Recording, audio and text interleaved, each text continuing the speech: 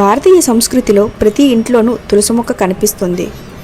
తులసిని కేవలం ఒక మొక్కగా కాకుండా మహాలక్ష్మి స్వరూపంగా అయితే పూజిస్తూ ఉంటారు. ఇంటిలో తులసి ఉండటం వల్ల సానుకూల శక్తి పెరుగుతుందని, ఆర్థిక ఇబ్బందులు తొలగిపోతాయని చాలామంది అయితే నమ్ముతూ ఉంటారు. అయితే తులసి మొక్కను ఇంటిలో ఉంచినప్పుడు వాస్తు నియమాలు పాటించడం చాలా ముఖ్యం. ఏ చిన్న తప్పు చేసినా అది ఇంటిలోని శాంతి ఐశ్వర్యాలపై ప్రభావం అయితే చూపిస్తుంది. ముఖ్యంగా గుర్తుంచుకోవాల్సిన ఆ 5 నియమాలు ఇవే.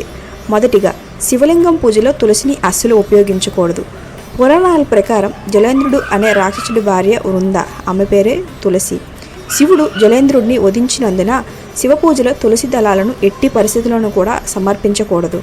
వినాయకుడికి కూడా తులసిని సమర్పించడం నిషిద్ధం.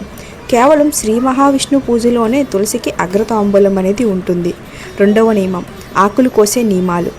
తులసి ఆకులను ఎప్పుడు పడితే అప్పుడు కోయరాదు. ఏకాదశి, ద్వాదశి, సూర్యగ్రహణం, చంద్రగ్రహణం, ఆదివారాలలో తులసి ఆకులను అస్సలు తుంచకూడదు. అలాగే సూర్యాస్తమయం తర్వాత తులసిని తాకటం కానీ ఆకులు కోయటం కానీ చేయకూడదు. మూడవ నియమం, ఎండిపోయిన మొక్కను ఉంచకూడదు.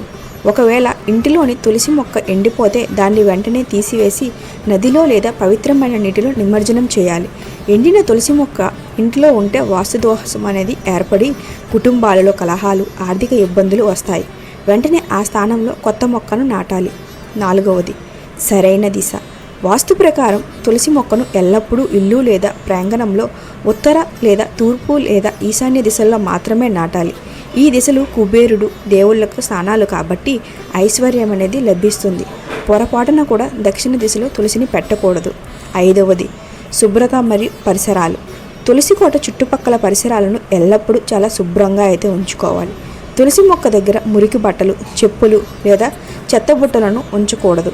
అలాగే ముళ్ళు మొక్కలను తులసి పక్కన అస్సలు ఉంచకూడదు. ప్రతిరోజు సాయంత్రం తులసి కోట వద్ద నెయ్యి లేదా నూనెతో దీపం వెలిగించడం వల్ల ఇంటిలోని ప్రతికూల శక్తి అనేది నశిస్తుంది. ఈ నియమాలు పాటించడం ద్వారా ఇంటిలో లక్ష్మీదేవి అనుగ్రహం స్థిరంగా అయితే ఉంటుంది. కుటుంబ సభ్యుల ఆరోగ్యం, ఐశ్వర్యం